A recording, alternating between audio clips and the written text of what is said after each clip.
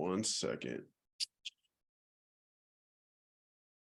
All right. So if you guys don't know, multifamily investing is one of my favorite ways to invest.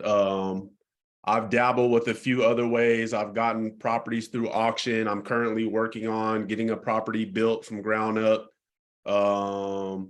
I've had single family homes. That's pretty much about it for my real estate journey. I haven't branched off into a lot of the other ways, doing like burrs and fix and flips and wholesaling. I haven't got anything higher than residential. So a lot of confusion with people. They think that if you go multifamily, you're in the commercial space of real estate. Well, commercial is 5 units or more. What I do is I typically like to do fourplexes, which is 4 units. So imagine a small apartment building that has 4 different doors, whether it be, 1 bedroom, 1 bath in each unit, 2 bedroom, 2 bath, whatever the case may be, just 4 total units, right? That's considered a fourplex. And then a threeplex would be 3 different doors. And then a duplex is two different main doors. And then obviously the single unit is considered the single family within real estate. So what I like to push personally is multifamily investing. So anyways, let's dive in. If you're new to real estate investing and have no idea about multifamily units, we're about to dive in. Multifamily home is any residential property containing more than 1 housing unit, like I was just explaining. So a duplex, a triplex, a fourplex, a townhome, the small apartment complex up to the 4 units is a good example of multifamily investing. If a property owner chooses to live in one of their multifamily units, then that's considered an owner occupied property. The loan type that you use will determine if you have to owner occupy the property or not. So like, for instance, if you guys were to go like the FHA route to get a loan for a home, or if you guys were to go use your VA home loan if you qualify, or if you were to use USDA, or if you were to use NACA or any of those other programs, or if you're putting anything other than 20% down for your down payment, let's say you want to go the conventional route, you're going to have to owner occupy. For the most part, it's about 1 year, unless you have something that comes up. So let's say if you're in the military, you get stationed to a new base, that would be a way for you to get out of it. If you go the FHA route, and let's say your job moves you to a different part of the state, or if you have to move states, or if you have a family emergency come up, or let's say, your spouse has to get relocated, there's a lot of exceptions that will allow you to get out of that having to occupy the residence for at least a year. But for the most part, if you don't have anything come up, then it has to remain your primary resident for at least a year before you're able to, rent out that unit you live in, or pretty much do whatever you want to do with the property at that point. There are different types of multifamily properties you can purchase, but depending on the size of the units, you may have to go a different route for financing. Many of these property types can be funded with traditional mortgages, while others might require a commercial loan. So we're going to take a look at some of the different property types. So pretty much anything that's considered or not considered, anything that's 4 units or below is going to be considered residential. So it doesn't matter if it's, a condo, a townhome, a small apartment building that has 4 units, anything that's at least 4 units or less is going to be considered residential real estate. So if you have a building, there are some buildings out there that are 5 units or higher, 5 units, 6 units. Some of you guys may have lived in, apartment complexes that have 40 or 50 units plus. That's all considered commercial real estate. And the financing that you have to go for getting that is a little bit different. You have to put a lot more money down, a lot more stricter with your credit and all that other stuff. But we're just sticking kind of on the residential side, so we're not going to dive too much into the commercial space yet. So the various types of multifamily housing units, a duplex is a 2-story house with a different family living on, each floor or each side.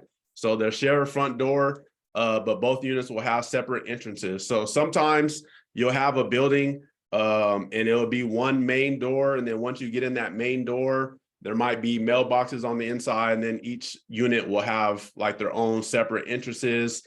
Sometimes you'll have it to where it's just completely separate entrances. There's not like one main door. So there's many types when it comes to that. So like I said, duplexes, a triplex, or a fourplex all kind of fall under the same category. Obviously, it's just different unit amounts, but similar. There might be a building that has 4 different doors and they all might share the same entrance, or there might be a back entrance from one side. Like I said, it doesn't really matter as long as it's attached and under the same, like the same dwelling is what they like to call it. Then you, like I said, you can have up to 4 units and it still be considered residential and not commercial.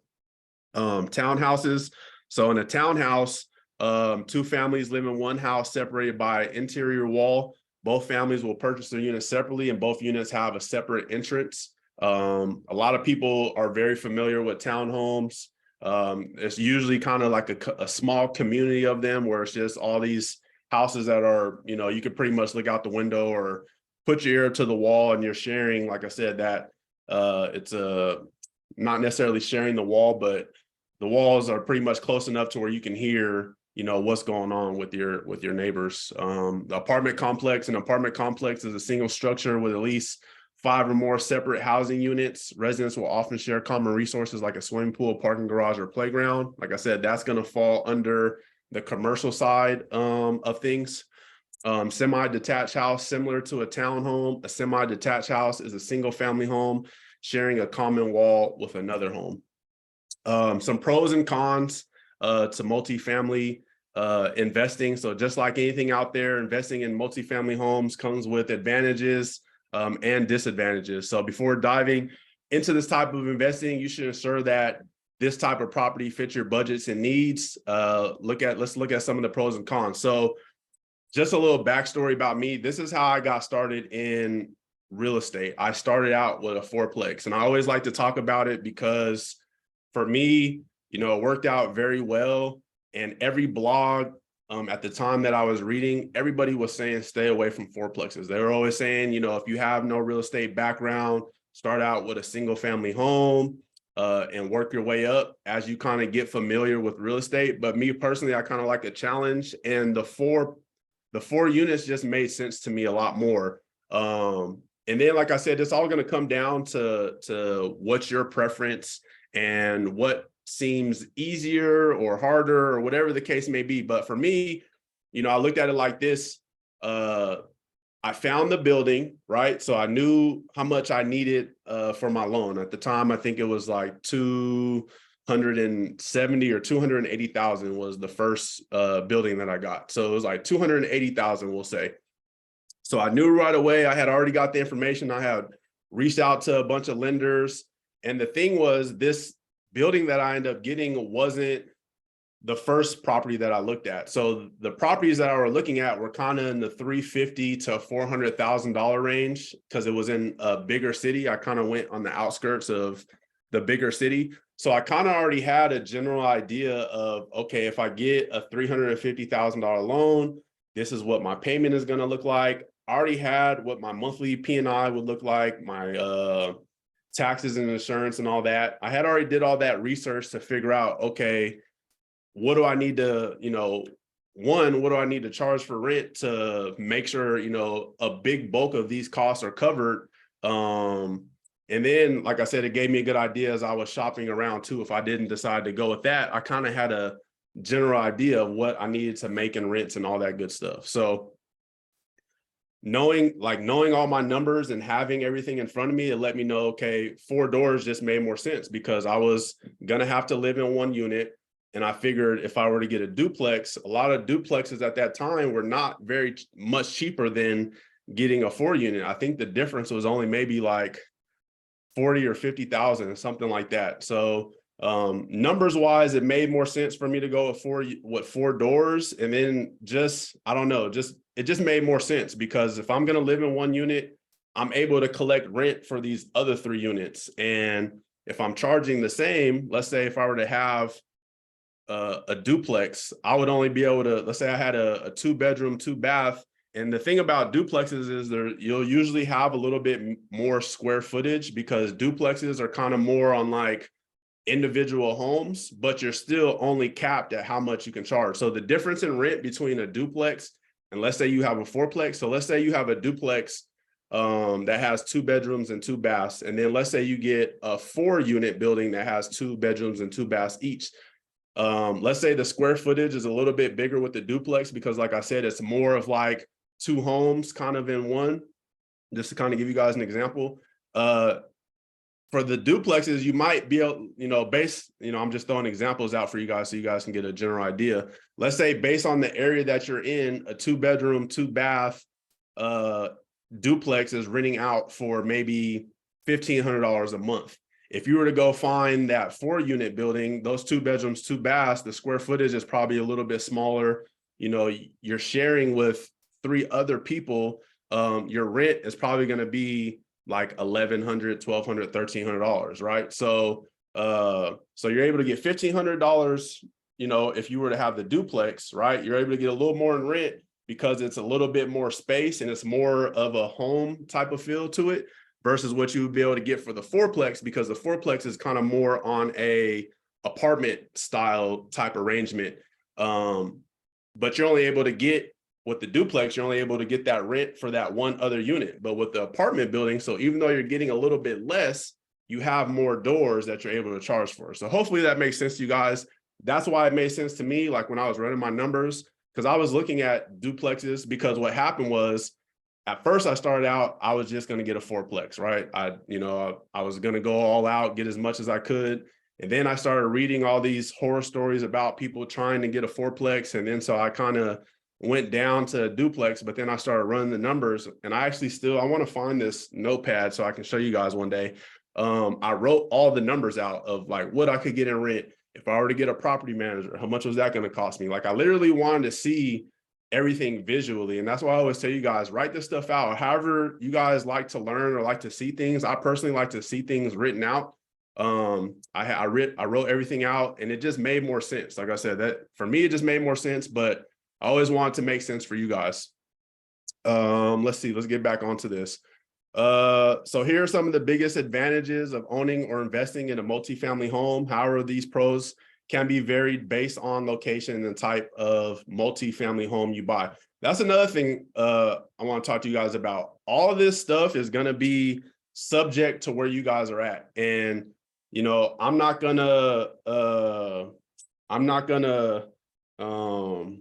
don't know what the word is, but challenge anyone's education level. But for the most part, I'm assuming you guys have enough common sense to know places like, California, New York, there's Hawaii, Seattle. There's a few places that are the exception to the rule when it comes to real estate investing. That's just because prices are ridiculous there compared to a lot of other places. But if you guys look at the United States in the whole, we have a lot of different states. And if you guys look at majority of those other states besides the big names, you guys will still be able to find a lot of great deals and get a lot of good bang for your buck.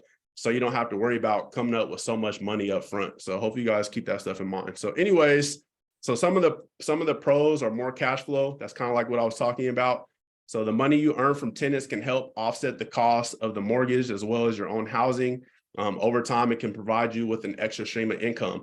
That's one of my favorite things about multifamily investing is the income that I get from it, right? Because when I first got this building, excuse me, when I first got this building, it was costing me about, I want to say $250 to $300. I can't remember exactly. It's been a while, but it was only costing me about $250 to $300 to offset everything that I was getting from my tenant. So I had to get a loan, right? So I got a loan. So my P&I, which is your principal and interest, is your monthly payment that you have to pay every month from getting a loan. So my P&I, right, which was my main principal and interest for getting the loan, you have to pay taxes, you have to pay insurance. If the building that you're getting, if the meters aren't separate, you're going to run into a lot of issues with who you're going to put your utilities on. And it's going to be almost impossible for you to put it on your tenants, because if you have 4 different units, it's hard to say who's using up what amount of water and all that other good stuff. So The first building that I got, I had to pay for the water, but the utilities was on my tenants. And then I also had landscaping costs and all these other costs that come with owning real estate, which I did a whole class on breaking down all the extra costs that come with real estate. So after all that was said and done, so the principal and interest, the taxes, the insurance, the landscaping, putting money to the side for vacancies, doing all this stuff, it was only costing me about it was like $250 or $300 is what it was costing me to live. So mind you, before that, I was renting and I was paying, I think, $700 or $800 a month in rent. So my cost of living went down by $600, right? $600. So my cost of living went down and my taxes changed because of real estate. I'm building equity in this property because the tenants are covering a big portion of my, main cost for getting this property. And I also still needed somewhere to live. It was only costing me a few $100s a month to live. So it's like, for me, it was hitting on all cylinders. Like once I did that first deal, this all really it was kind of like that aha moment, because at first you're kind of like, man, this just doesn't make sense. Like, why? Like, why wouldn't everybody just do this? Right. That's what I was always thinking. Like, if this real estate is as good as everyone makes it to seem, why is everybody not doing this? And that's just how it is. Everyone's case is going to be different. Some people's credit may not be in order, or the fear, right? For me, I think it was more of the fear, the lack of education, just not really taking the time to take it serious. But there is no time like the present, so don't let that stuff hold you guys back. So anyways, let's keep this going. Larger pool of tenants. So purchasing a multifamily home gives you more units to work with, so you can take on a larger pool of tenants, making it easier for you to earn your investment back quickly. And if you plan to live in one of the units, you won't have tenants encroaching on your family space. You have more control over property value and repairs. So if you live in one of the units, you'll have more control over the property value and repairs.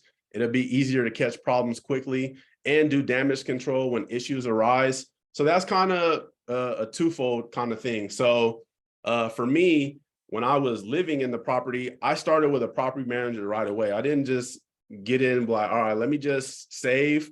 And the reasoning for that is because I knew the numbers, if everything added up once I signed my name on the dotted line, and once I got like those first rental payments, if nothing crazy happened and everything lined up how my numbers expected, I knew I wasn't going to stop. I knew I was going to keep going.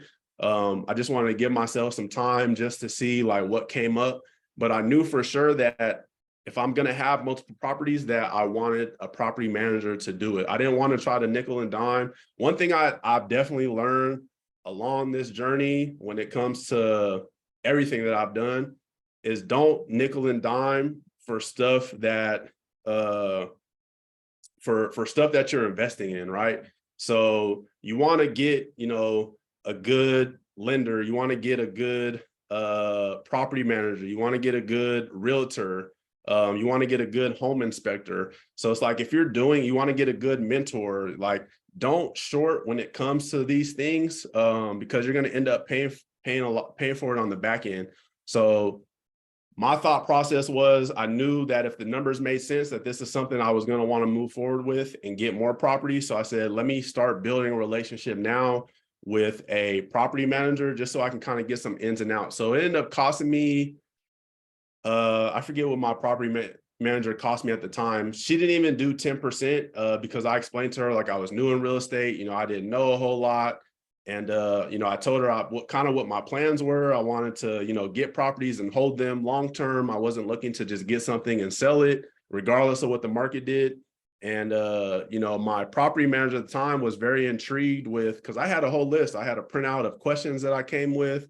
And kind of like my realtor was really intrigued, and I still keep in contact with her still to this day. I'm just that type of person where I'm just going to ask a lot of questions. Like, I don't care if it seems like it's a dumb question. I don't care if it's a stupid question. If you're talking about money or anything like with your future when it comes to finances, you would be a fool not to ask and get as many questions answered as you can, especially by people that have been doing it for a long time. One of my favorite things to do is if I work with a new lender, they've been doing it for a while, or work with a new realtor that's been doing it for a while. somebody can always teach you something, or they can teach you what not to do. So always take advantage of that stuff. Take people's lessons and use it to your advantage. You know, just ask them, hey, what would be some advice that you have for me with trying to do this, or I'm thinking about doing this. So don't be afraid to ask questions. There's no such thing as a stupid question. Always remember that.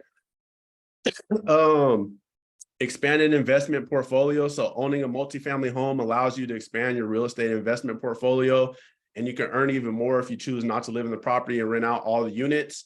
That came to my advantage. I stayed in the first property for a couple of years before I ventured off. But the cool thing about that is I was able to get the experience. I was able to learn a lot. And then by the time it was time to get the next property, I was already ready to go. I kind of felt like I, knew a lot more than I knew before. I felt a lot more comfortable. It was a lot easier. And I had more to work with. So something that I didn't even know at the time was, when you have real estate, they'll take that rent that you're collecting, that will be considered, a part of income for you. So that will help you down the line if you ever go to try to get, another loan, or if you try to do some other type of investment, it will help you down the line. Something else I didn't know at the time. Tax benefits. Many tax benefits come with owning a multifamily housing unit. You can write off most of the repairs and the interest you pay on your mortgage as a business expense. So make sure you guys are, if you guys have real estate, make sure you guys are working with a CPA that has at least some type of real estate knowledge when it comes to CPA. There's CPAs that are specific towards certain things, and some are kind of broad. A good CPA now will cost you anywhere between $500 to $1,000, just depending on what type of numbers you're doing. So once you start getting into, the higher categories and you're dealing with, millions plus, it's going to cost you a little bit more. It probably costs you more on the 2,000 to 5,000 range, just depending on what you got going on. So reaching out to CPAs just to get advice and to, possibly use them, it shouldn't cost you anything. So keep that in mind. So some cons of owning a multifamily. So just like with any other rental property, buying a multifamily home has its downsides. Here are some of the biggest ones to consider. Landlord time commitment. So being a landlord is a big commitment, and one that shouldn't be taken lightly. And if you choose to live in one of the units, it may mean tenants knocking on your door, asking you to fix problems. This is one of the big reasons that I wanted to get a property manager right away, is because, one, I didn't want the tenants to know that I own the building. I didn't want nobody knocking on my door because they lost their keys, or if they had plumbing issues, or whatever the case may be. I didn't want to be bothered. I literally wanted to just enjoy, living in the building, seeing how people act, not knowing that I was the owner. And, it's cool. I never had to pull the, well, I own the building type of card. Like all my tenants were always cool. I talked to most of them and they never even knew that I even owned the building. So that part was pretty cool. And like I said, I wasn't looking to do that to try to do like no power trip move. Well, you guys need to do this or do that. Like I said, I just wanted to keep my hands off of it as much as I can. And then, like I said, if it didn't make sense to keep a property manager going forward, then I would have already known that, instead of waiting down the road to try to figure that out. Hopefully that makes sense. A larger purchase price. So investing in a multifamily home is more expensive than buying a single family home.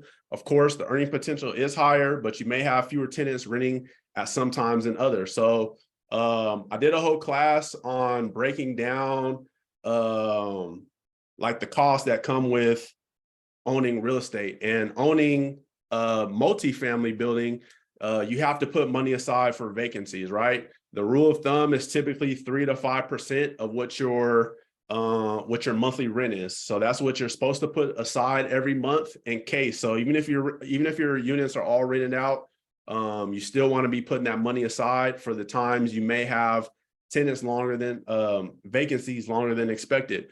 A lot of people got hit very hard with COVID when people couldn't afford to pay rent, or people were doing, a lot of janky stuff was going on. People were just being squatters and, doing a lot of stuff. You obviously can't control that type of stuff, but more than likely you will have vacancies. So I've been fortunate enough to where I haven't really had to worry about a vacancy longer than possibly 2 weeks since I started my real estate journey. My property managers are really good. The moment that, you know, a tenant lets them know that they're about to move out, they have it listed probably that same day. And that just comes with building good relationships, you know, talking with them, working with them and stuff like that. So I've been blessed enough to not really have to worry about any vacancies. And when the whole COVID stuff hit, I still was getting my rent because I rent to certain type of renters.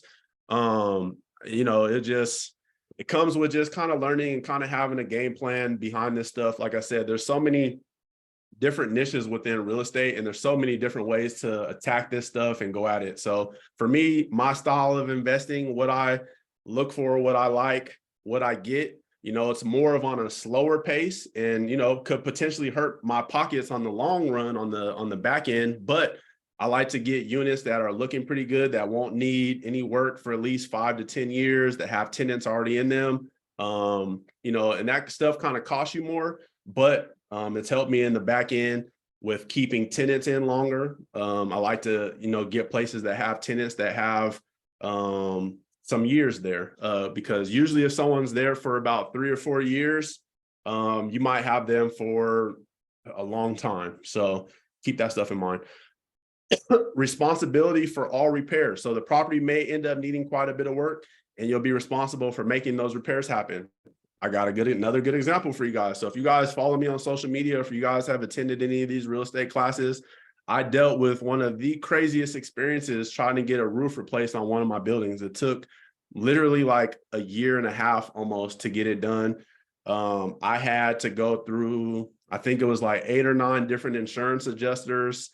And the thing that sucked was I was in the middle of it, so I couldn't even cancel that insurance company and go with another one. There was like money floating around. It was, I don't know. The lady at the roofing company that I was working with, she said she's been in the roofing business for 17 years and she never dealt with what I had to go through. And so they were really cool.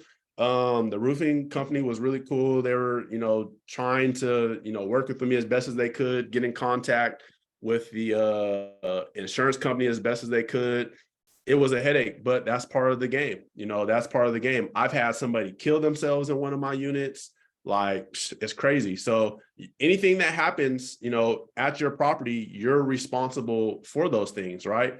Even if you have a property manager, you know, you got to make sure they're on top of it, but they're human. And at the end of the day, it's your building. It's not yours. They're only getting, you know, 5% to 10% of your rents. And they have other, you know, probably 10 to 20 plus other properties that they manage. And if you deal with a big company, you're just a number. That's another thing that I like to do, is deal with mom and pop shop type of property managers. But so yeah, so anything, like I said, repairs, anything that goes wrong with your building, you're going to be responsible for. Let's see, single family versus multifamily home investing. So investing in a single family property versus a multifamily property involves a few key differences. Price is going to be one of the big things. Like I said earlier, the biggest difference is going to be the price. A single family home is less expensive and easier path to get started as a real estate investor. And that's just if we're talking properties that are turnkey. Turnkey just means ready to go, ready to rent, ready to live in right away. So if you have a single family home versus a fourplex, that single family home is, you know, going to be, it's going to be a lot cheaper than that fourplex because you're getting 4 units. Now, if you're getting a 5-bedroom, 5-bath, and then the fourplex that you get is all 1 bedroom, 1 bath, and a small building, then obviously in that case, the house may be more expensive, right? So it's all, like I said, it's all perspective, what you're looking at, what areas you're looking at as well. But for the most part, price is going to be one of the differences. Your mortgage. So depending on what type of building you're looking at, you might need a commercial real estate loan to purchase a multifamily property. If you get something that has 5 units or more, most lenders will likely require a 20% down payment, like I was saying earlier, especially if you're new to real estate investing. So if you have a lender that you've worked with and have a relationship with, they can always adjust what you need to put down and all that good stuff. Get approved to buy a home. So apply online for expert recommendations and find a solution that works best for you.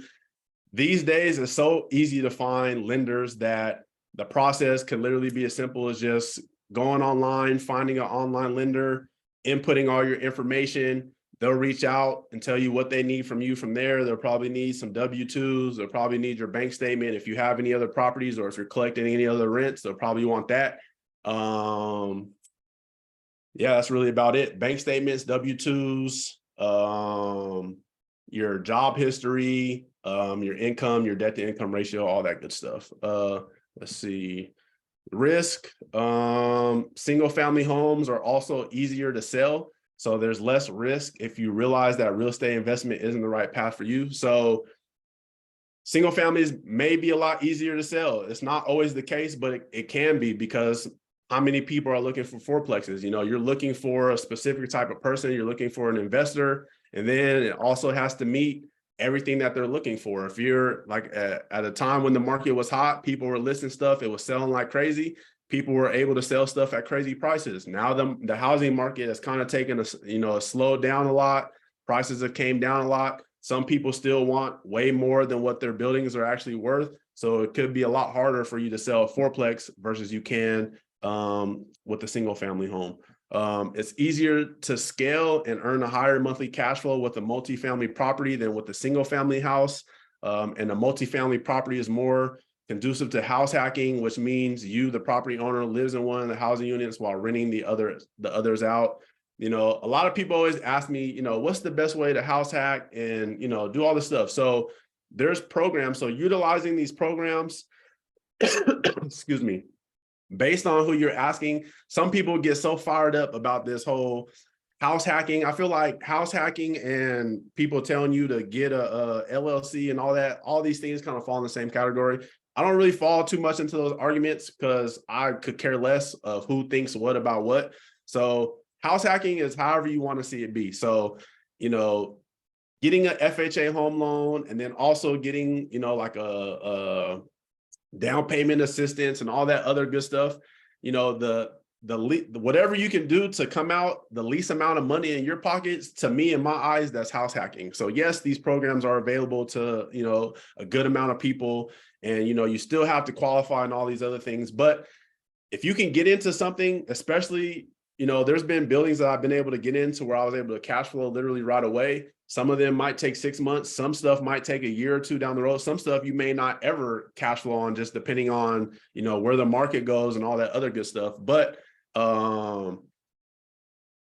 yeah, so keep all that in mind. Like I said, house hacking is, you know, however you want to define house hacking, like I said, a lot of different ways, but get in these properties, let these tenants pay down your mortgage, let them put money in your pockets, or else you're going to be putting it in somebody else's. That's, you know, at the end of the day, that's really how it is. You either are a renter or, you know, you're an owner collecting rent. So it's basically, you know, what side of the fence do you want to be on? What makes more sense to you and your family? That's kind of how you got to look at it. What to look for when buying a multifamily home. So with any multifamily housing unit, certain key characteristics make the property a good investment. However, potential investors should also consult with qualified real estate agent about properties in their area before purchasing a multifamily property. So don't just see this class and be like, all right, you know what? I'm about to dive into, give me a fourplex. I'm about to just get into something and figure it out. Talk with realtors, talk with property managers. Those are going to be like your two best friends when it comes to getting like the statistics, I guess you can say, when it comes to real estate, right? The realtor is going to know, like, hey, like, have you seen prices kind of shooting up more? Or have you seen prices coming down? Or is it a buyer's market? Is it a seller's market? And then you can also talk to the property manager. Okay, reach out to a property manager, say, hey, I'm looking to get a 4-unit in your area. What are the rents going for right now? How many vacancies do you currently have under the properties that you manage? So those are things that you need to know before getting into this. You want to know, you know, is the property already rented out? Is it a vacant property? Is it going to need work? Are you going to be able to get the type of loan that you're looking to get if it does need work? You know, there's so many different things that you have to look at. But at the end of the day, it has to make sense, right? This is a numbers game. I say it all the time. It doesn't matter what type of market we're in. If the numbers make sense, that they're going to make sense. And if they don't, they don't. And when I say, do the numbers make sense? I'm talking about your core numbers, right? So how much is it going to cost you to get the building? What type of loan are you going to get? How much down payment do you have to put up to get this building? What is your principal and interest going to look like every month? What is your home insurance going to look like every month? If you're putting less than 20% down, you're going to have what's called PMI, private mortgage insurance, every month. If you get the FHA home loan, you have an upfront fee that you have to pay 1.75% of the value of the home, and then 0.55% every month that you have to pay. Are you going to be able to afford all those things? You're going to have taxes, right? If you're a veteran, look into those states that you'll be exempt from paying property taxes. Some states you'll be 100% exempt. Some states it would be based on what your disability rating is, but that's still money that you're able to save. Did you file for any of the tax credits that, does your area offer it? Did you apply for it when you first got the residence? So all these things you got to take into consideration. Is there a yard? Do you pay the utilities? Are your tenants going to pay the utilities? Do you have to pay water, sewer, trash? Is there any outside lighting that you're going to have to pay for? Is there any garages, or is there any trees that you have to worry about? I had to pay $1,000 to get a tree removed from one of my properties, right? All these, how old is the roof? How old are your water, your hot water and all that? How old is all that stuff? How old are, the appliances in the unit? Do you need to get new carpeting? Do you got to do some painting?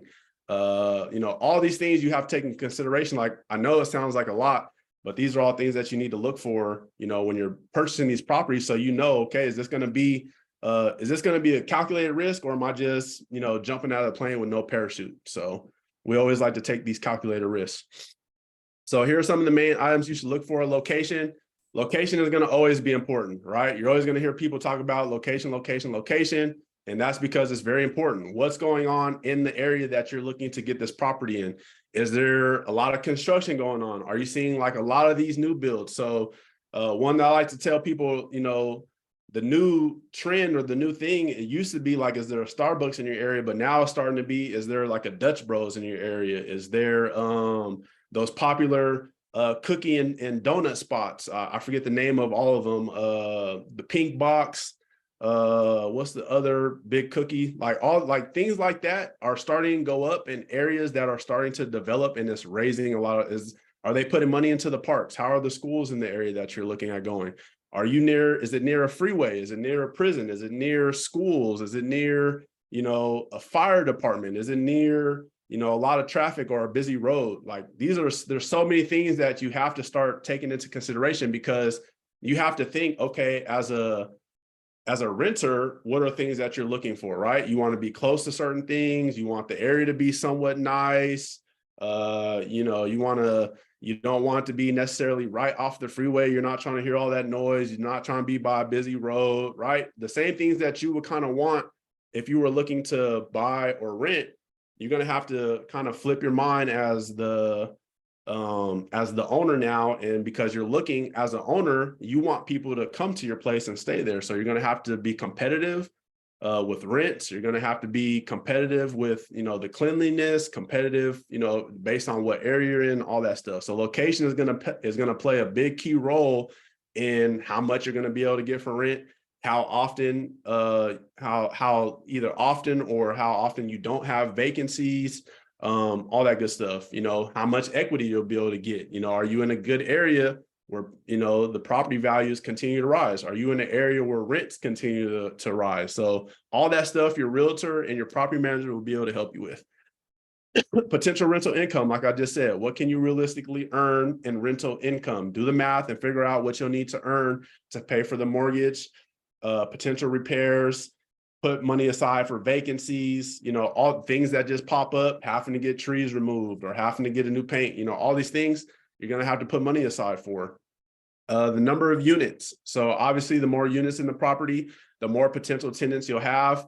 Figure out the best number of units for your budget and what you're hoping to earn. And like I said, you can reach out to a property manager and ask them, hey, what are rents going for right now for a 2-bedroom, 2-bath? So you can have a good idea. If you're looking at a 4-plex, that's 2-bedroom, 2-bath in each unit. You can get those numbers so you can kind of get a good calculation of what you'll be able to charge for rent. the property seller. So get acquainted with the person selling the property. Do they have a history of taking good care of the property? So you'll want to look at something that's called like the rent roll. You know, just kind of take a look at the building. You know, do your due diligence when it comes to real estate. You know, you'll want to go to the property. You'll want to drive around the area. Like I said, this is something that you're invested in. If you're going to take calculated investments, you're going to have to do some type of work. You're going to have to drive around the neighborhood and see. You're going to have to, you know, maybe reach out to the police department, see what the crime rate is in the area, do a quick research and see what the schools are looking like in the area, see what is around. Is there any big stores, or is there any of those stores that are considered like on the higher end? Like, is there any Sprouts farmers markets around? Is there any Targets around? You know, those are the things that you're going to want to kind of look for to give you a good idea of, okay, if these certain businesses are around, you know, this, you know, seems like it might be a good area, because those type of establishments don't just pop up in any specific area. They're usually in areas that are somewhat a little bit nicer and being developed. So keep that stuff in mind. All right, so the bottom line, buying a multifamily property and renting it out can have many benefits. It's a great way to get started as a real estate investor, and you have the option to live in one of the units yourself. So here are the top 10 markets right now when it comes to multifamily investing. So these are the top 10 markets. It's always changing.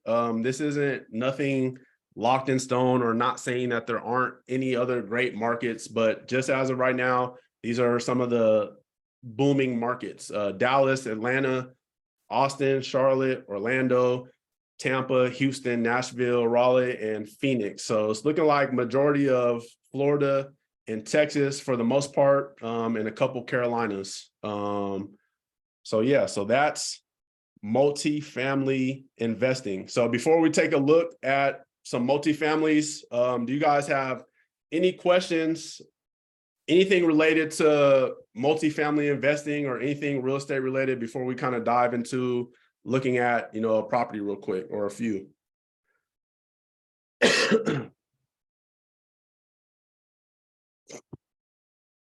You guys can type them in the chat, or you can just ask. It doesn't matter before we go forward.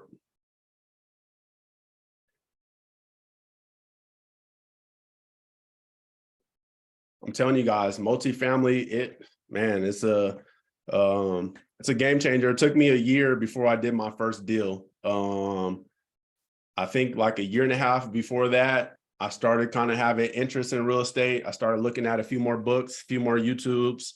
6 months after that, I actually met up with a realtor. I looked at a few properties, was scared to kind of take that leap. And then a year after looking at my first property, I seen how much the value increased in that first property I looked at, and I knew I couldn't wait any longer. Like, I had missed out. I had already missed, I think it was like 50 or 100,000 in equity already at that point, that I was missing by not taking that leap.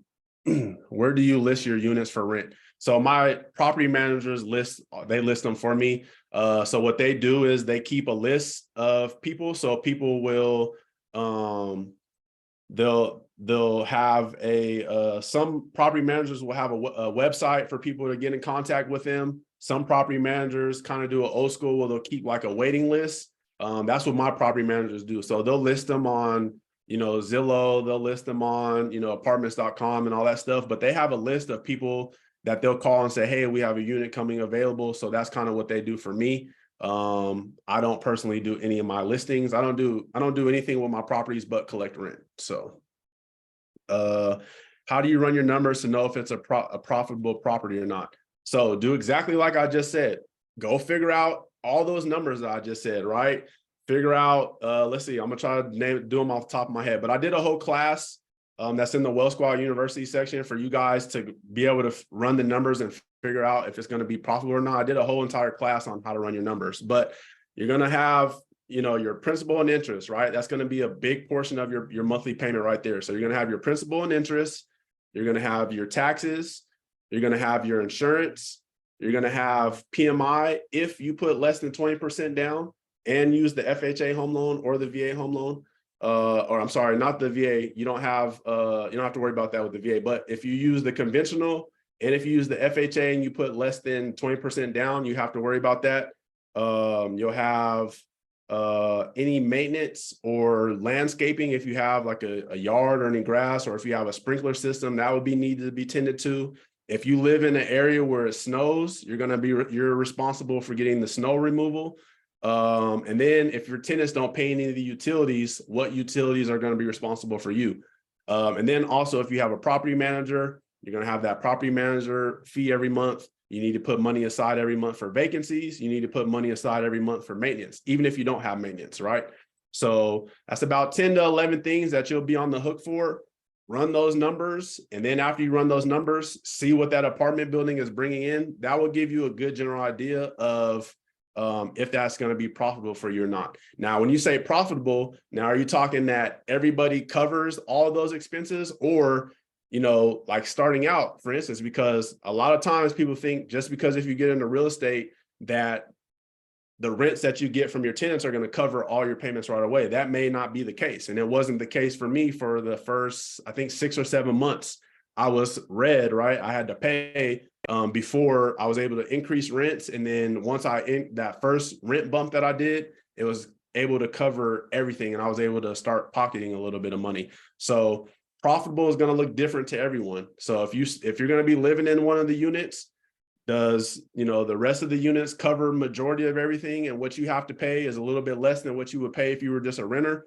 To me, that's considered profitable, because now you get the tax break, the tenants are paying down your principal and interest, you're building up equity, and time is in your favor, right? If rates happen to go down, like interest rates and stuff like that, you can possibly refinance into a better rate, which will drop down your mortgage. If your rents are staying the same and constantly increasing, eventually you'll have what's called like the separation. So let's say this is like everything that's costing you to own a house, right? All those costs, those 10, 11 costs I just said was right here. All that stuff is going to stay the same for the most part. It's going to slowly increase, like your property management will slowly increase. If you're paying any utilities, those will slightly go up. But the big bulk is your principal and interest, which is going to kind of keep you down here the same. But let's say right now you find a property to where there's a gap. Let's say there's about $600, $700, $800 gap that you have to come out of pocket. Eventually, you're going to slowly catch up to what you're paying, and that's going to slowly go up, what you're collecting in rent versus what you have to pay every month. So that's one of the easiest ways to run your numbers. Do you have any units out of state? Yes. All of besides where I live at, all of them are out of state. I did a complete class on out of state investing. It's a lot easier than what people think it is. But yeah, go in the university section, find that class that I did about out of state real estate investing. Very simple, very easy. One of the auction properties that I bought was in a complete different state. I didn't even do my due diligence. I didn't even go look at it. I didn't even care. The numbers were just so good that I got it. I never even went and looked at it. The realtor did like a what's it called? FaceTime call with me, where they just showed me like the outside of the unit, walked through the whole unit. So there's so many, technology is so crazy and so easy that everything is simplified these days. Where do you find your multifamily listings? My realtors all send them to me. So as of right now, I work with like 15 different realtors in different states. I tell them what my parameters are. They just send me listings all the time. I'm sure if I go to my email right now, one of my first messages is somebody sending me a listing right here. So that's like literally the first email, and that's how a lot of my emails look. So I have a separate email that I give to most of my realtors. Just tell them what your parameters are. Tell them what you're looking for, and then have them add you to the MLS. Say, hey, I want a fourplex that's 2 bedrooms, 2 baths, each unit, and I want it to be at least 50 to 75% occupied. So at least 75% or better. So at least 3 units are occupied, 1 may be empty.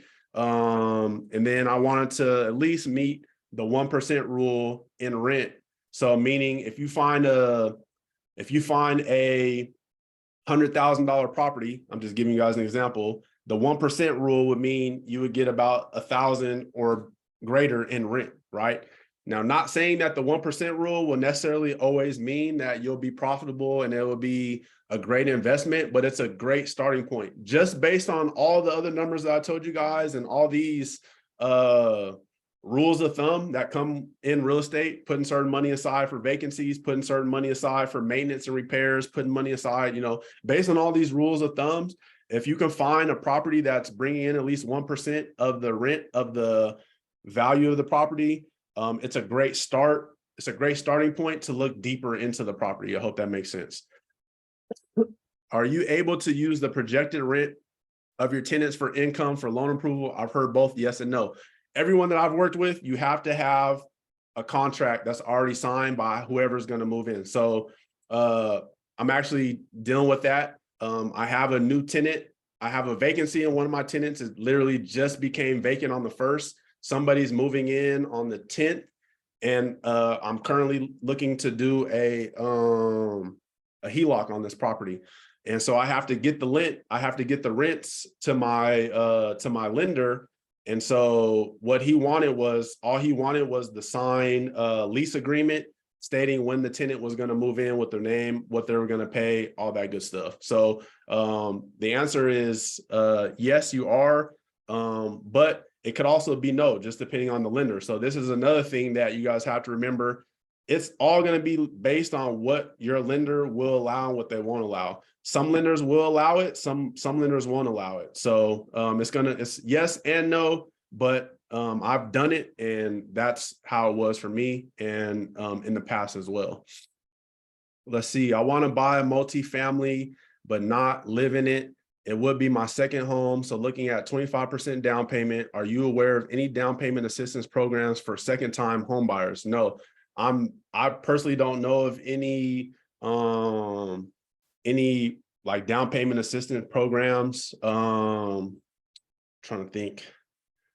Yeah, I don't know of any second-time home buyer programs. And then also I don't know of any programs for investment properties as well, because that's what it's going to be for you. Since you don't intend on living in it, it's going to be considered an investment property.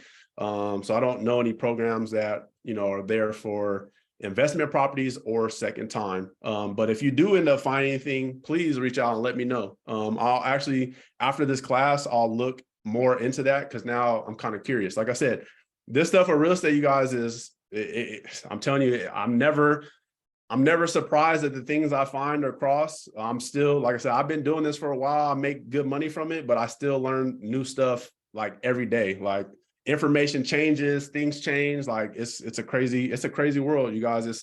Real estate is huge. You guys have to think, you know, it's bigger than just buying a house and living in rent. There's so many ways that people attack. Like there's, you know,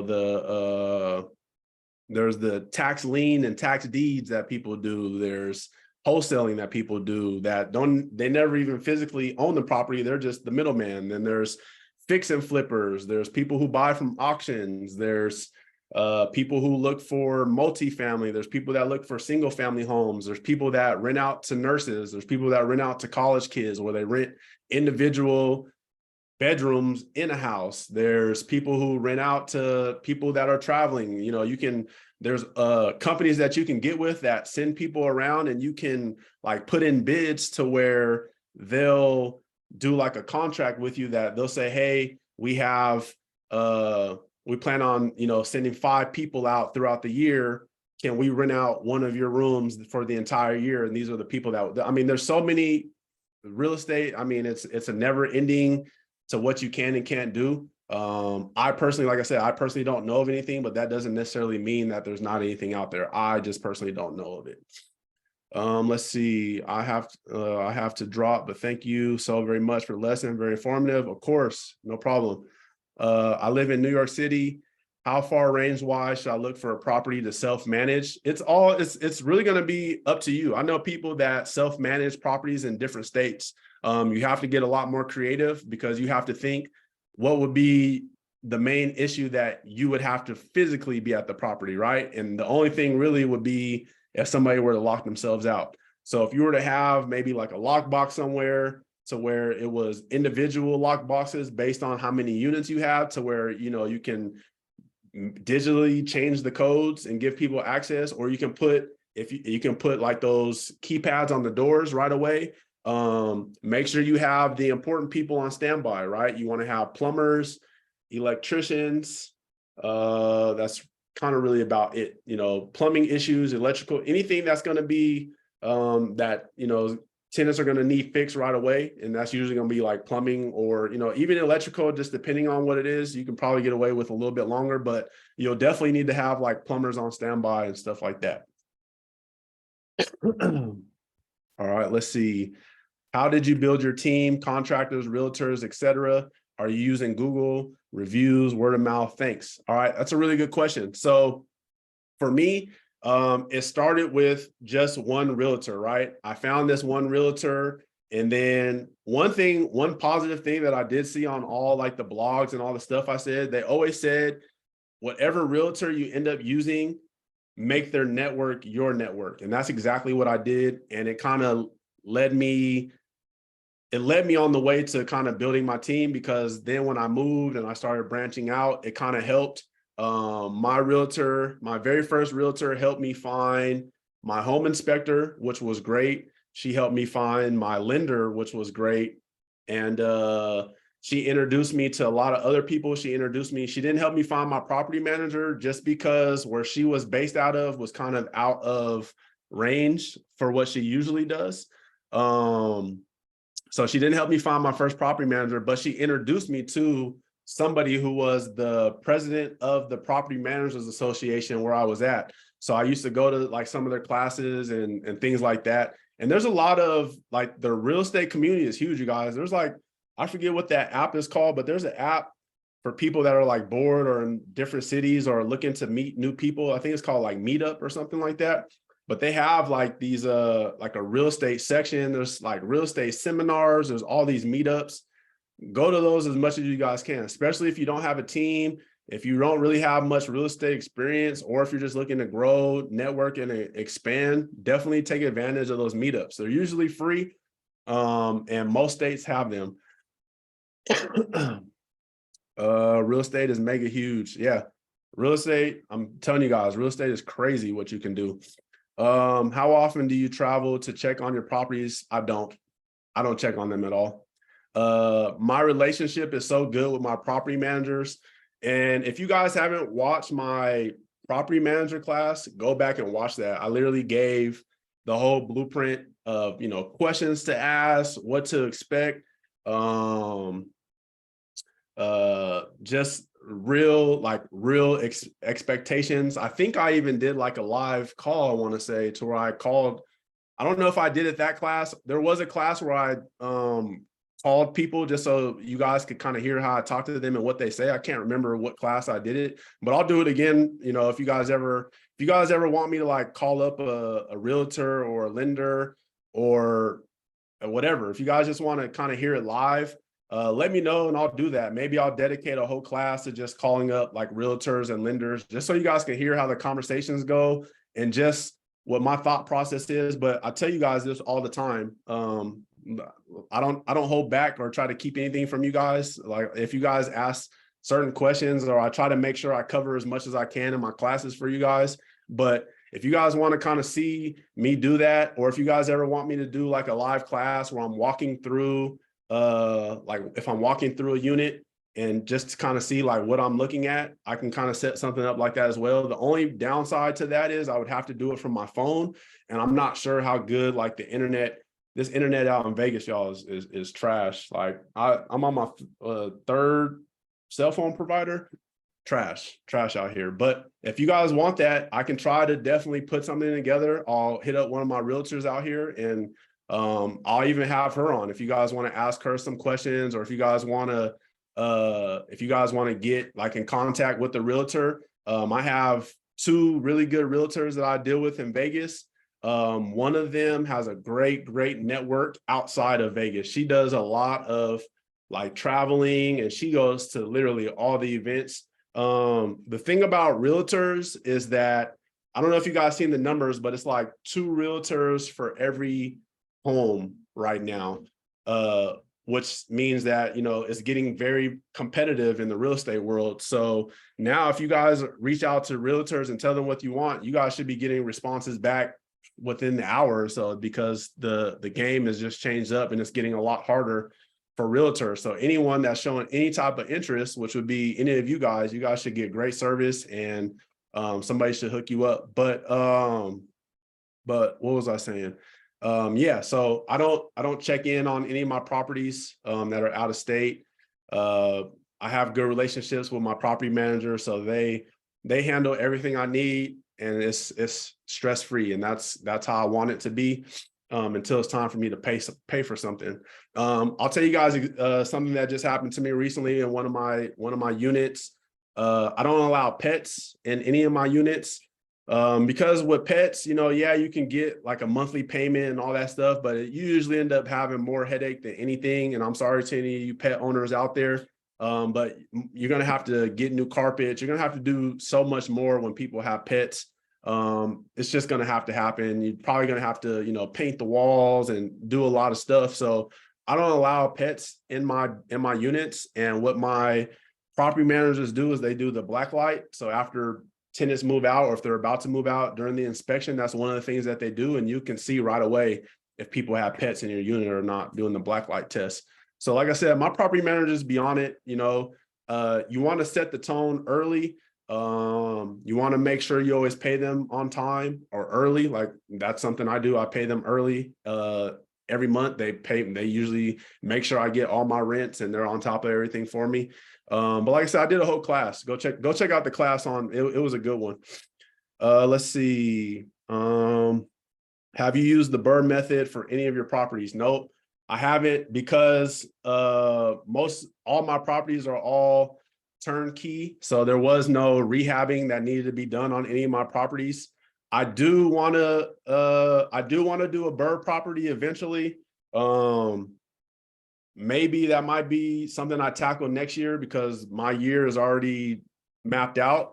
So I just don't have the time for a BRRRR property, but it's something on my list, because I even have I think I even have a book in here, the BRRRR book written by one of the guys that started Bigger Pockets. If you guys don't know about biggerpockets.com, it's a great real estate community for you guys to check out, to get in contact with realtors, lenders, property managers, other people that are in the game, hard money, soft money lenders, a bunch of stuff. So check out Bigger Pockets if you never have. But one of the guys that started it wrote a BRRRR book, and it's really great. It's really good. A lot of great information, to the point, no fluff, tells you what to expect. So that's on my list for real estate down the road. I don't really have too many other things. Like I said, getting this property built was on my list.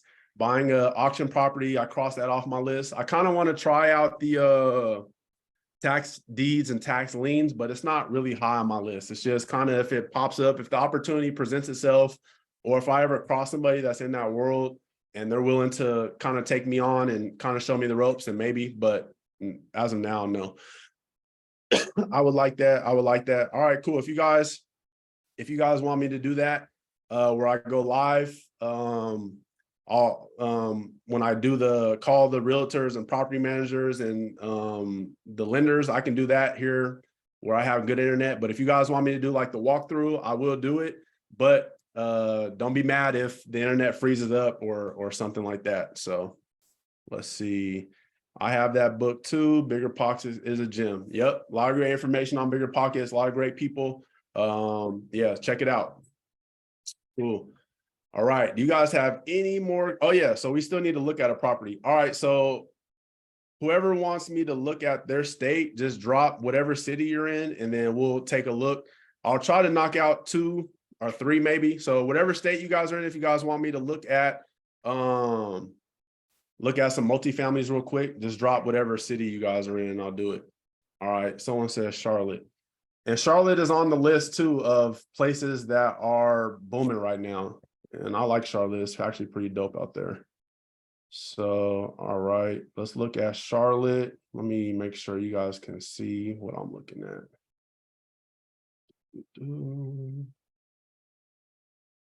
Let me see. Here we go.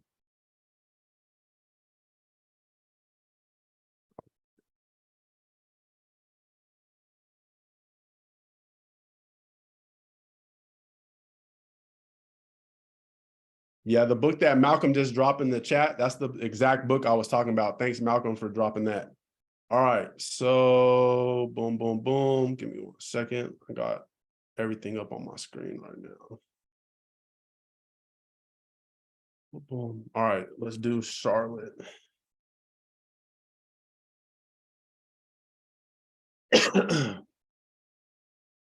All right, we're gonna do Charlotte. So I'm just on Zillow. If you guys aren't really familiar with Zillow, very simple, easy to use website. I mean, there's so many real estate websites. You guys can use whatever you like to use. It doesn't really matter. I just like to use it for educational purposes. It gets the job done and it gets the point across. So what you want to do is I'm on Zillow.com. Type in whatever city you guys want to look at. We're looking at properties that are for sale. As you guys can see, they have a bunch of different categories up here. I don't know why it's not dropping down. So you can do for sale, for rent, or sold if you're just trying to get like comparables in the area just to see what's been sold recently. If you're looking for a specific bed and bath, you can type that in there. Right now, we're looking for a specific home type. We're looking for multifamily. So let me change this home type to multifamily. Just give me 1 second. I don't know what's up. I don't know what's up with this. It's tripping right now. Let me try to refresh. Hold on.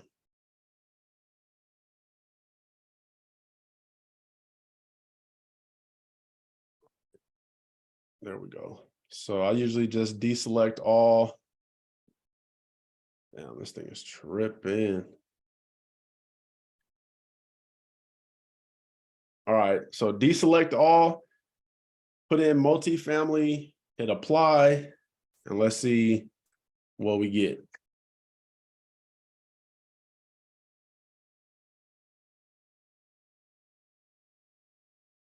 See, I told you all the internet be tripping out here. Even the house internet be tripping. All right, so you can look at whatever, how you want to look at it. The newest, I like to just sort from price low to high. That way I can just have a good kind of general idea of what something like on the low side is looking like. So it's looking like 300,000 is going to be the cheapest that they have right now. So let's kind of see. I want to find one that has 2 separate entrances. Let's see. These ones are all going down. Let's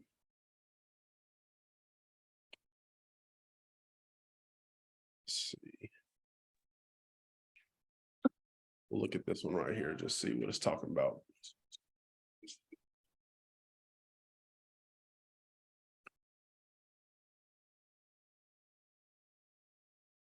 So this one is a duplex. It's looking like probably 1 door on the side, 1 door in the front type of thing. And another thing I'll tell you guys is don't just go off of these pictures that they post on here, because it could look a lot worse, or they could have potentially fixed it up, or, you know, I don't know. Usually if they fix it up, they'll put better pictures on here, but not every time. But always know that they're trying to put the best pictures on here. And so it's looking like they didn't even take time to throw a fresh coat of paint on here, clean up the door. Like, they ain't trying to do nothing. They're just trying to get it sold. Let's see. I want to look at what the features are on here. So sometimes if you go down to this overview section, it will tell you if it's already being leased, and it will tell you exactly what it's being leased for. So a good amount of times you can get all the information you want just from doing a quick little research like we're doing right now. So, all right, check out this full brick duplex on 0.23 acres of land. It's in Washington Heights. I'm not sure where that's at I'm not sure what area of Charlotte that's in. 3 bedrooms, 1 bath, unit with above market income and cap rate potential. Cap rate, you guys don't necessarily have to worry about this too much until you kind of get into 5 units or more. So don't necessarily worry about that too much. Perfect for the traditional investor, or a great opportunity for an owner occupied to enjoy rental income of $1,099 a month, put towards the mortgage. Food for thought. New homes are being built with others being fully renovated in the neighborhood. That's definitely a good sign. In 2015, the property was completely renovated with all new windows, doors, fixtures, kitchens, and bath. I mean, shit, that's almost 10 years ago, which is crazy to say. Rear unit is leased for $1,099 a month. It's up until 2024, which is great. And is in good condition. Front unit rented for $1,045. So recently vacated by a 10-year tenant who left the unit in poor condition, needed for repairs. Property be sold as is, no exceptions, but seller will provide an $8,000 credit at closing to cover needed repairs for upfront. So something like this is already great. I already see a lot of good things on here. You can already see what you could get potentially for rent, right? You already have a tenant where you're getting about 1,100. You have them for a whole, pretty much a whole year. You do a little longer than a year, which probably you have a good chance of keeping them around for a while. The front unit is definitely going to need some work. I'm sure that's this unit that has the pictures. It's definitely going to need a little bit of work. It's hard to tell off of just pictures, but it's looking like the bathroom is looking pretty good. The kitchen and everything is looking good. It's just going to need like some paint and somebody to get in there and clean. So maybe, if they're already saying 8,000, if you get there and look at stuff, if you feel like it's going to need maybe a little more, I'm sure you can probably get them to maybe bump that up to like 10,000 or something like that. Usually if I see stuff like this where they're already willing to offer without even asking for it, you already have the upper hand. Even if it says as is, right? You already have the upper hand because they're already willing to give 8K. So what's another 2, right? So I would definitely try to work that angle. But like I said, you could get potentially about 2,000, almost 2,200 a month. And the cool thing about on here is you can scroll down and you can kind of see what this property has done over the last almost decade, right? It's done nothing but go up. We had a little dip right here, but constantly went up. So over time, like I said, that's why it's always best to buy and hold, because like I said, if you would have bought 10 years ago at 40,000, now they're selling for 300,000. You do the math. More than 3x. You more than 3x your return on investment on this. You need somewhere to live, so you were paying down the mortgage, building that equity, and if you would have been renting it out, let's say if you got it in 2014, started renting it out in 2016, 2017, you had a good 5 years of people paying down your mortgage and collecting that rent. Let's see, it was sold back in 2016 for 138,000. Just a little bit of information on there, get a good idea of property taxes and then monthly costs. So this is kind of like this is a good way for you guys to get a good general idea of what your monthly costs could potentially look like. So like I said, there's going to be about 10 to 11 costs depending on what's on you, what's not on you, and all that good stuff. But this would be a good jump start to just getting a good idea. So you would have to go in here, you would have to fix the numbers. How much are you going to put down? What type of interest rate are you going to potentially have? Call around to different insurance companies so you can get a good idea of what insurance would look like. Property taxes, it's about the nationwide average is like $1.25, so like 1.25%. I like to do about 1%. It changes state by state. So you can get a good idea of what your property taxes will look like and your homeowner's insurance, right? That's what I meant earlier. Not the mortgage insurance is what you would have to pay if you put less than 20% down, and if you use the FHA home loan. So you can plug and play. Let's say you were to put 3.5% down because you qualified. That changes your monthly payment to around this. Plus you got to add if you pay any utilities, all that good stuff. So that'll give you a good general idea of what your monthly cost would look like. Zillow is saying this is what the Zestimate is, meaning how much they calculate that you'll potentially be able to get in rent based on the surrounding area.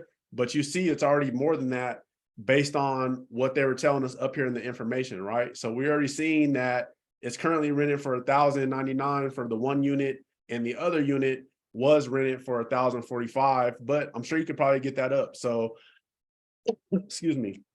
Let's look and see what I want to get a better idea of what a 3-bedroom, 1-bath is getting for this area. And I'm gonna take the address. I'm gonna go to good old rental meter. I like to call it rentometer. What I'm gonna do is I'm gonna put in the address.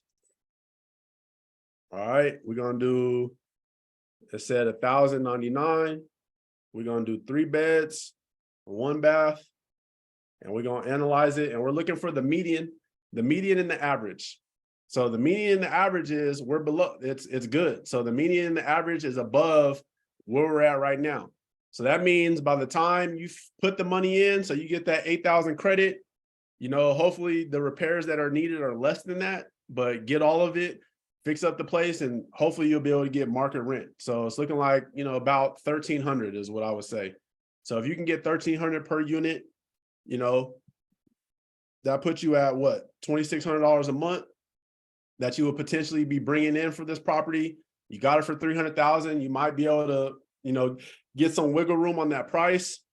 But based on just quick calculations and how everything is, it's not looking too bad, right? This one isn't looking too bad based on these numbers.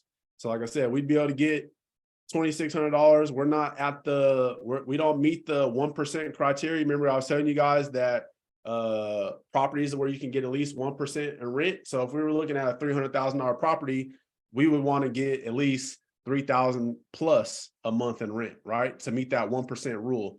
This property doesn't necessarily meet that rule, but it doesn't mean that it's a bad property as well, especially if it's fully rented out, if you're able to get market rent, and if all of that is able to cover whatever your monthly cost would end up being, then in my eyes, you know, that would be a good property. Then, like I said, I would look a little more. I would want to look at the area. They're saying the area is being built up, so I would go to maybe Google Maps, or if I lived in the area, I would drive around.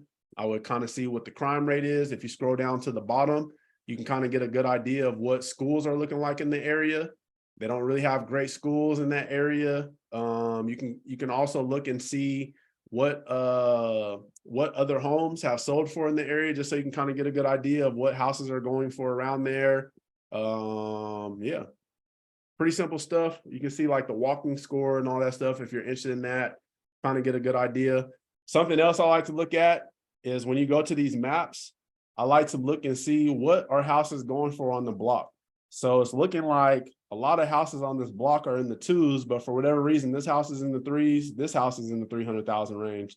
So I would want to look at these other houses and see, what does this house that I'm looking at have that these other houses don't have, right?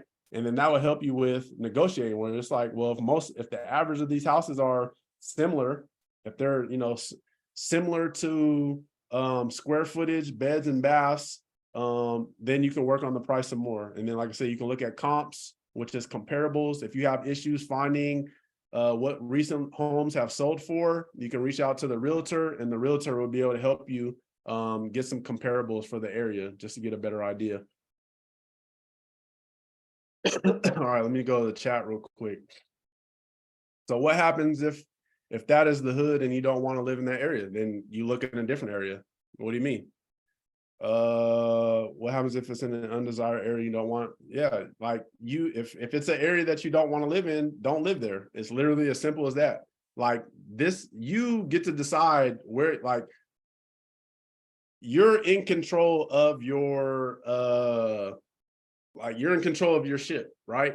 It's gonna be based on, you know, your finances, like how much income you make, how much debt you have. That's going to determine where you're going to be able to live at. That's going to determine what you're going to be able to afford. So if this is in the hood, this isn't really in a nice area, the area you don't want to be in, but you can't afford to go to the nicer area, you might want to just get your feet wet and start, or work on getting your income up, getting your debts down, so you can afford to get in that area you want to be in. Do you need a rental license with the owner occupied? No, you don't.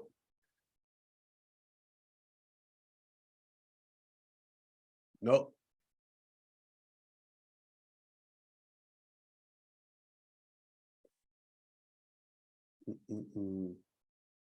All right. Do you guys have any other questions? Did that rundown make sense to you guys? You guys kind of have a better understanding of multifamilies, kind of what to look at, how to find them, what to expect, expenses, all that good stuff. Like I said, this is that time. If you guys have any questions at all, this is the time to ask them so I can make sure I get them answered for you guys. Or if you guys just have any other real estate questions, this is the time to ask as well.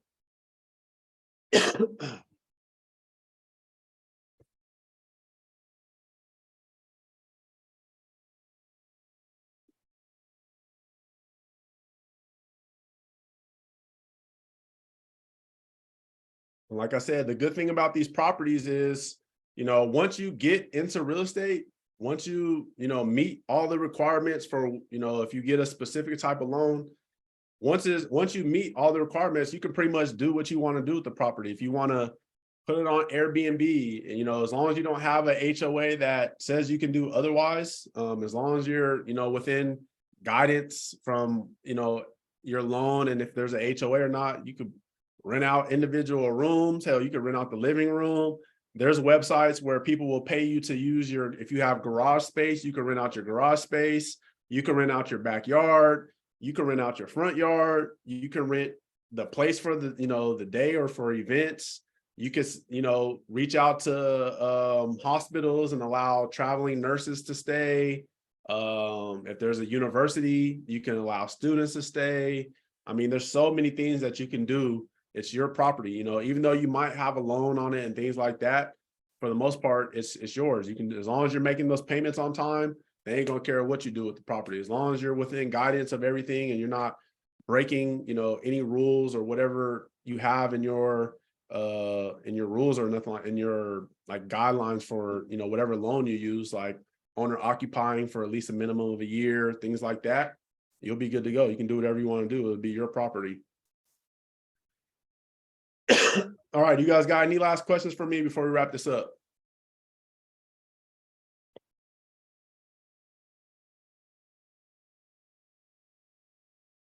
All right, cool. So first and foremost, I just want to thank everybody for taking the time out of their day to, attend class. I hope you guys are attending classes on a regular basis. This is what you guys are in Well Squad for, right? You guys are here to get knowledge, get information. If you guys start looking at it as Well Squad being your guys' mentors, you guys really have a one-up on so many people, because we have a lot of great providers. We have classes 6 days a week, and all the providers that give classes are great. Literally all of them in so many different categories. Whatever you guys are trying to do, if you're trying to make extra money, reselling pallets, Ashley is killing it with that. If you're looking to start your own e-commerce brand or your own brand, to start getting, more money coming in, start becoming an entrepreneur, maybe leave your job, whatever the case may be, or, help somebody else get put on, attend Eric's classes. If you guys are needing help with your budget or anything finance related, we have Budget Dog on here that's killing it. That's helping people get out of debt, paying down, debt a lot faster, being more responsible with money. A lot of us don't come from backgrounds of people that were great with money. If any of you guys are like me, money was not talked about very often. You hardly ever heard people talk about money. You ever heard people talk about budgeting? You ever heard people talk about saving? We're so used to, as soon as we get money, the first thing we're looking to do is, what can we go buy? What can we go spend it on, right? You got to really reprogram your mind to not be a consumer. And it's very hard because TV, everywhere you drive, all the billboards, literally everything. Like now you can't even drive a couple blocks without passing probably 10 fast food restaurants, 20 other restaurants, places for you to go shop. Every time you turn around, there's a holiday sale for something. Amazon is, same day shipping. Literally everything is programmed around us to spend, right? Once you can break that cycle and kind of go more into the ownership side, things like getting properties, starting businesses, investing your money in other businesses, or investing in people, that you trust or that is doing something that will be able to give you a good return on your money. You got to really kind of start doing that stuff, because if not, you're going to forever stay in the cycle that they kind of want to keep us in, right? Obviously there's certain people who are in charge of, there's people that are in charge of the media. There's people that are in charge of all these social media platforms. And everything that's being shoved in front of us is spend, spend, spend, spend, spend, put more money into the economy, sending you checks that, that $1,200, $1,500 they send, they got 10 times that. And, gas continues to rise, cost of food continues to rise, rent continues to rise. Like literally the cost of living is going up. And I know a lot of people that are hurting and struggling, and it's like, I hear it and I see it, but at the end of the day, none of us are in positions to control anything that goes on around us outside of our four walls, right? Your home is supposed to be your sanctuary. That's when you're supposed to sit down, get your finances in order, figure out a game plan on how you're about to get to the next level. Because, this thing, life is just about different levels of life. And it's all about where you want to be, what you want to do. Because like I said, you guys are the captains of your own ship. I can't tell you guys, this is what you should do, or this is what you shouldn't do. At the end of the day, you're going to have to do what's best for you, yours, your family. But at the same time, you can't lie to yourself, and you can't put blinders on to what's going on around us. Everything, life continues to rise. It's going to continue to rise.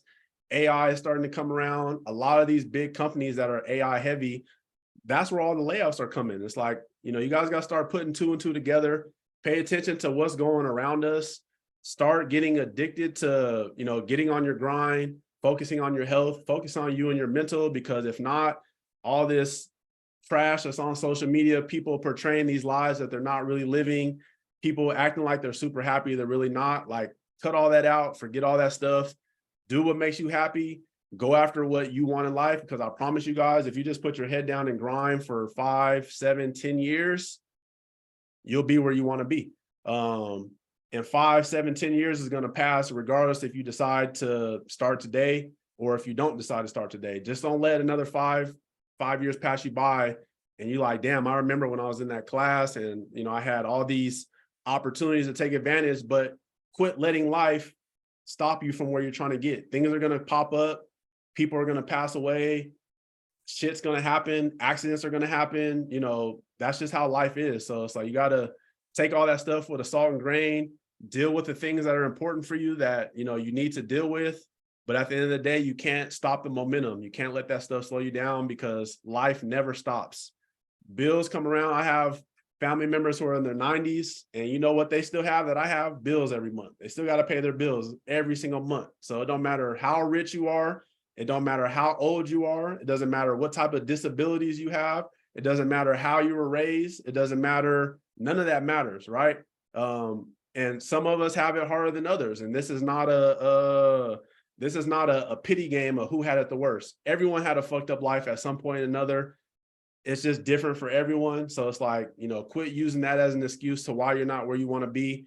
Don't let whoever raised you stop you from where you want to be. Don't let where you're from stop you from where you're trying to go, right? People can level up from all different types of backgrounds, from all types of situations. There's people out here making it and getting to it. You just have to really decide that you're ready to cut the bullet, the BS, and get to it, right? So that's all I got for you guys tonight. Like I said, you guys can always reach me in the Discord. If you guys ever have any questions, if you guys just ever want to chop it up about really anything, you guys have access to me.